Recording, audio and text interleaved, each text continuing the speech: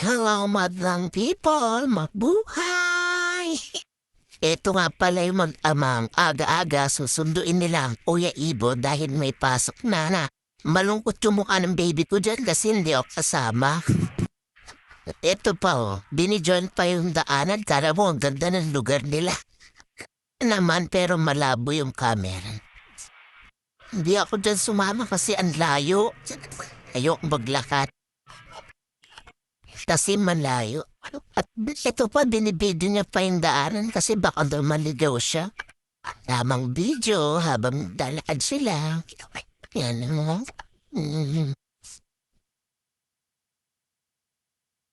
Masya tingin. Oh. Shout out nga pala kay ate nasama sa video.